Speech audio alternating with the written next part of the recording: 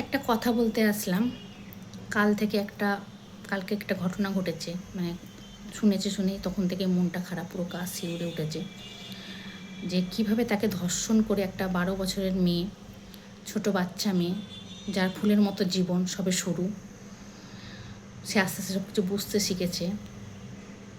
তার কত শখ, কত আহ্লাদ, বলতে গিয়ে মনটা খারাপ হয়ে যায়। মানে যেহেতু আমার ঘরেও তো মেয়ে আছে না, তো সেই ফুটফুটে ছোট বাচ্চা, তো তাকে যেভাবে ধর্ষণ করে তার চোখ, জিভ এগুলোকে উপড়ে ফেলে বস্তায় ভরে জলে ফেলে দিয়েছে। তার তখন প্রাণ ছিল, একে তো এত কষ্ট দিয়েছে, তারপরে জীবন্ত অবস্থায় সব কিছু চোখ জিভ উপড়ে ফেলে আবার তাকে ওই অবস্থায় বস্তায় যেতে, তো সে কত কষ্টে মারা গেছে। মানে তার কত কষ্ট হয়েছে এই জীবনটা পৃথিবী থেকে ছেড়ে যেতে। মৃত্যু তো সবাইকেই ভয় পায়, মৃত্যু একদিন হবে, মৃত্যুকে সবাই ভয় পায়, কিন্তু এইভাবে মারা, তার থেকে কষ্ট বোধহয় কিছু না। তো যারা এসব করে তাদেরকে মানুষ তো বলা যাবে না, একটা জন্তু জানোয়ারের থেকেও অধম। জন্তু জানোয়ার জীবজন্তুর মনেও একটু মায়া ভালোবাসা থাকে। তো তাদের শাস্তি শুধু ওই ফাঁসি আর ওই যাবজ্জীবনে হবে না, তাদের শাস্তি এমন হওয়া উচিত, যেটা আমার ওপিনিয়ন তোমাদের সাথে শেয়ার করছি।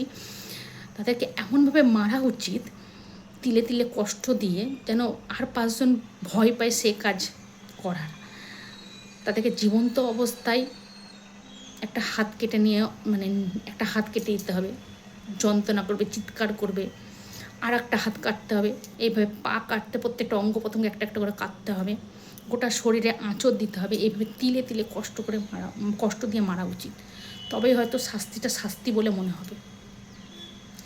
তো আজ মেয়েকে বাইরে পাঠা দেখে 10 বার ভাবতে হবে যে তাই তো, সামান্য এখান থেকে একটুখানি পাঠা থেকে 10 বার ভাবতে হবে তাই তো পাঠাবো, এই যে চারিদিকে এত কিছু হচ্ছে।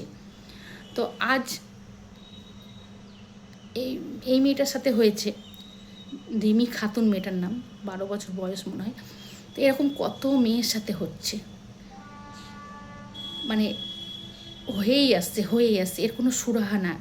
কি যখন হচ্ছে তখন কি মোমবাতি মিছিল বের করানো হচ্ছে, মানে মোমবাতি ধরিয়ে দেওয়ার একটা করে সুযোগ পাওয়া যাচ্ছে, তাই তো। কিন্তু এর কি কোনো সুরাহা হবে না? এর কি কোনো থামা হবে না? তো নতুন সরকারের কাছে আমার একটাই অনুরোধ, যে এতটাই চরম শাস্তি দেওয়া হোক যেন আর 5 জন এই কাজ করতে 10 বার ভাববে, যে তাই মানে করতে গিয়ে তাদের ভেতরে ভয় যেন এমনভাবে আসে, যেন সে কাজ করতে গিয়ে তারা নিজেরা যেন কল্পনা তো যেন না ভাবে। তাহলে অন্ততপক্ষে কোনো মেয়ের, মানে কোনো মায়ের কোল তো খালি হবে না। তো যাই হোক, খুব বাজে একটা ব্যাপার। 2026 এসে মেয়েরা এখনও পর্যন্ত সেফটি না। আর মেয়ে সন্তানের মা তো ভয় লাগে, আমার ঘরেও আছে, তোমাদের ঘরেও আছে, তো সবাইকেই ভয় লাগে। যখন কারোর সাথে এরকম হয় না, তখন নিজের মেয়েদের কথা ভেবে না ভেতরটা কেঁদে ওঠে।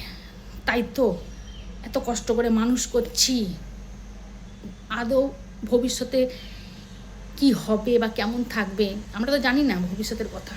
আজ হয়তো ভালো, কাল হয়তো খারাপ, হতেই পারে। যার সাথে হয়েছে তার কি মা ভেবেছিল যে আজ আমার মেয়ের সাথে এরকম হবে? তো যাই হোক, আমার এটা বলার ছিল যে তাদের শাস্তি এমনভাবে হওয়া উচিত যেন তাদেরকে কুচি কুচি করে কেটে, টুকরো টুকরো করে কেটে, জীবন্ত অবস্থায় টুকরো টুকরো করে কেটে যেন তাদেরকে মারা উচিত, তবেই সে শাস্তিটা হয়তো শাস্তি হবে। তো এটাই বলার ছিল। এটা শুনে খুব খারাপ লেগেছে, তাই ভাবলাম তোমাদের সাথে বলি, তোমাদের সাথে শেয়ার করি। তো এটাই বলার ছিল। ঠিক আছে।